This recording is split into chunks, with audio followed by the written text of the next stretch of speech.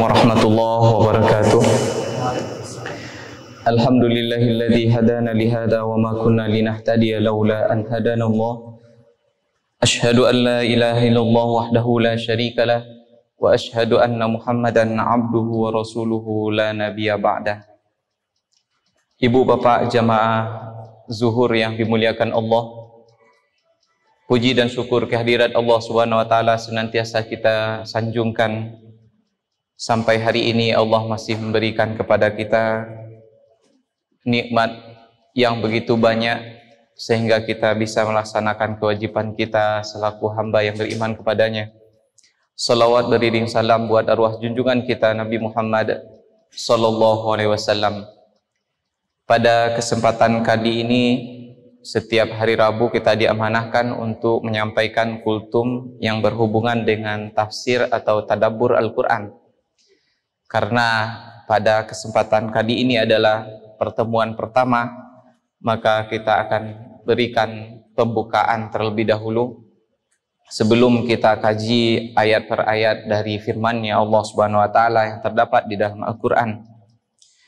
Allah Subhanahu wa taala berfirman di dalam surah Yunus ayat 57, Ya ayyuhan nasu qad ja'akum mau'izatum mir rabbikum wa shifaa'un lima fis sudur wa hudaw wa rahmatul lil mu'minin.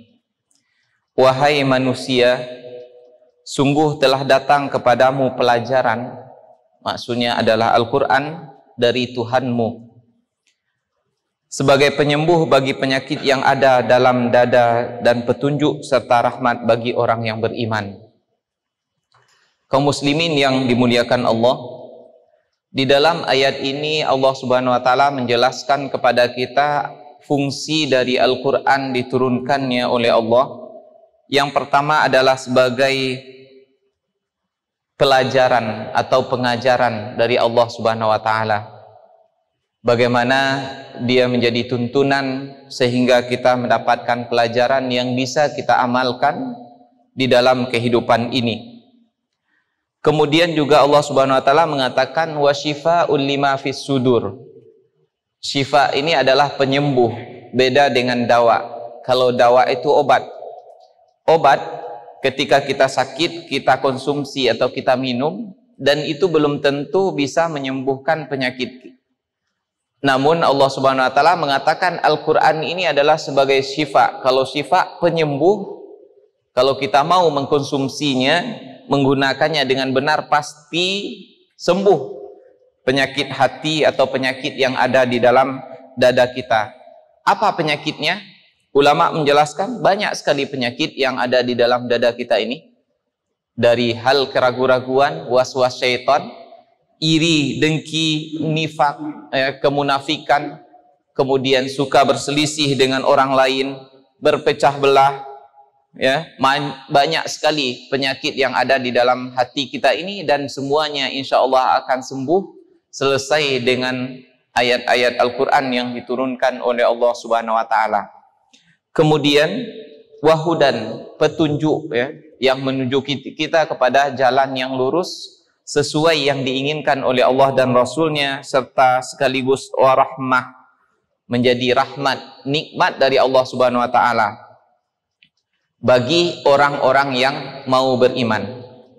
Ibu bapak yang dimuliakan Allah, karena Al-Quran ini bisa menjadi penyembuh, menjadi pelajaran juga petunjuk, tentu saja mesti kita berinteraksi dengannya. Tidak akan mungkin Al-Quran itu masuk sendiri ke dalam hati kita atau ke dalam perbuatan kita. Namun kita mesti berinteraksi dengannya terlebih dahulu. Maka oleh karena itu kita baca di dalam Al-Quran, ya, Allah Subhanahu wa taala memerintahkan kepada kita untuk membaca Al-Quran ini dengan kata atau kalimat yang bertingkat-tingkat. Pertama sekali ketika kita membaca ayat pertama turun, Iqra, bacalah. Ini kata perintah untuk membaca yang pertama, yaitu Iqra. Iqra ini adalah membaca huruf-huruf yang tertulis di dalam kitab. Tujuan kita untuk sampai kepada pengetahuan dan pemahaman. Jadi membaca ini adalah pintu untuk mengetahui dan memahami. Ini pertama sekali dulu. paling dasar itu kita baca. Makanya kita diperintahkan oleh Allah, faqra'u ma tayassara minal Qur'an. Bacalah yang mudah kamu baca dari ayat-ayat Al-Qur'an itu. Ya. Jadi pintu pertama untuk kita tahu berinteraksi dengan Al-Qur'an, kita baca terlebih dahulu. Kemudian setelah itu meningkat, warattilil Qur'ana tartila, dan tartilkanlah Al-Qur'an itu betul-betul tartil. Apa makna dari tartil? Yaitu membaca huruf per huruf dengan mengindahkan suara, membaguskan sebagaimana aturan semestinya, atau disebut dengan bertajwid. Ketika bapak umpamanya membaca koran, itu tidak mesti ada tajwid segala macam. Tetapi ketika kita membaca Al-Quran, ada aturannya yang sangat ketat, tidak boleh salah walaupun satu huruf, dengungnya dan segala macamnya mesti kita taati dan kita baca sesuai dengan aturan tersebut. Ya, ini namanya tartil. Warattilil Qur'ana tartila, kata Allah. Bacalah Al-Quran itu dengan tartil, betul-betul tartil. Kemudian setelah itu meningkat lebih tinggi, yaitu tilawah. Watlu ma uhiya ilaika, bacakanlah apa yang diwahyukan kepadamu. Tilawah ini apa? Ya, tilawah ini lebih tinggi lagi daripada qiraah dan tartil.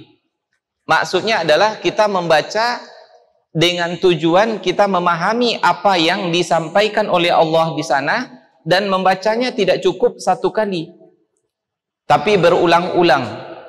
Maka umpamanya ketika bapak membeli koran, kemudian dibaca selesai, tahu apa isinya, kita buang korannya, atau bahkan kita jadikan sebagai alat pembungkus. Namun Al-Quran tidak demikian. Kita baca dari Bismillahirrahmanirrahim sampai minal jinnati wan nas sebanyak 6.236 ayat. Selesai kita ulangi lagi, selesai kita ulangi lagi. Begitu kalau Al-Quran. Kemudian kita berusaha untuk memahami apa yang disampaikan oleh Allah di sana, dan berikutnya kita berusaha untuk mengamalkannya. Ibu bapak yang dimuliakan Allah, selanjutnya yang keempat, yang lebih tinggi lagi, yaitu tadabbur. Dan inilah tujuan Al-Quran diturunkan oleh Allah Subhanahu wa Ta'ala, sebagaimana kata Allah, Kitabun anzalnahu ilaika mubarakun liyadabbaru ayatihi wa liyatadzakkara ulul albab. Kitab Al-Quran yang kami turunkan kepadamu penuh berkah, agar mereka menghayati ayat-ayatnya, dan agar orang-orang yang berakal sehat mendapatkan pelajaran darinya.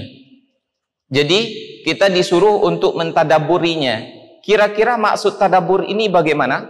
Ulama menjelaskan yang dimaksud dengan tadabbur adalah engkau baca ayat-ayat Allah itu, kemudian engkau memahami dan merasakan bahwa yang dituju oleh Allah dengan ayatnya itu adalah dirimu. Bukan untuk menilai orang lain, atau bukan untuk bersekedar menghayal dan mendapatkan pengetahuan kian kemari. Betul-betul yang diinginkan oleh Allah dengan ayatnya itu adalah diri kita. Contoh, Allah Subhanahu wa Ta'ala mengatakan kepada kita di dalam Al-Quran, ya ayyuhalladzina amanu jtanibu katsiran minadh-dhanni inna ba'dadh-dhanni ismun wa la tajassasu wa la yaghtab ba'dukum ba'dha. Wahai orang-orang yang beriman, jauhkanlah dirimu dari banyak berburuk sangka, karena sebahagian dari sangka-sangkaan itu adalah dosa. Dan janganlah kalian saling menggunjing, jangan menceritakan aib orang lain.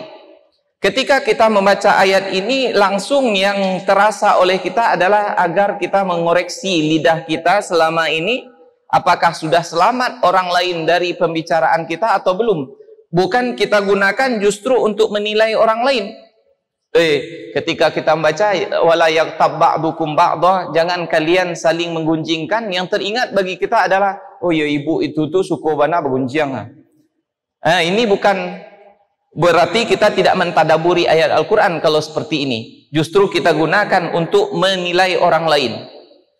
Kemudian ibu bapak yang dimuliakan Allah, begitu juga dengan ayat-ayat yang lain yang banyak terdapat di dalam Al-Quran merupakan perintah kepada kita. Maka kita usahakan segera untuk melaksanakannya, karena yang dituju adalah kita. Kemudian ketika kita bertemu dengan ayat-ayat yang melarang, maka kita juga bertekad langsung untuk menghentikannya, karena Allah Subhanahu wa taala bermaksud untuk melarang kita melakukan apa yang disebutkan di dalam ayat tersebut.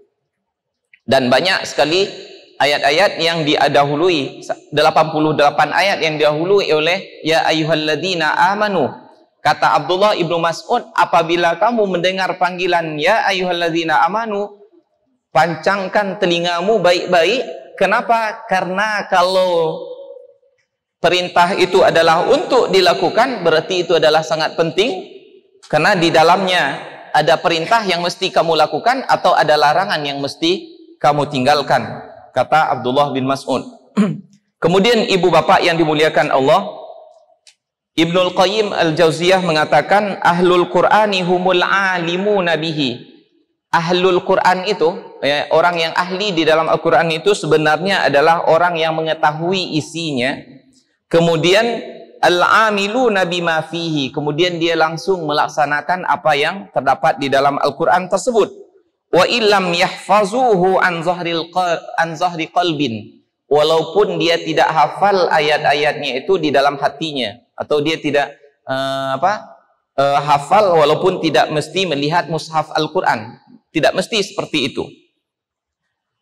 Wa amma man hafizahu wa lam yafhamhu, adapun orang yang hafal Al-Quran itu, ya, seperti Al-Fatihah bagi dia dari awal sampai akhir, tetapi dia tidak memahaminya, walam ya'mal bihi, juga dia tidak melaksanakan apa yang ada di dalamnya itu, falaisa min ahlihi, maka orang tersebut bukanlah termasuk ahli Al-Quran walaupun dia hafal seperti qul huwallah seluruhnya.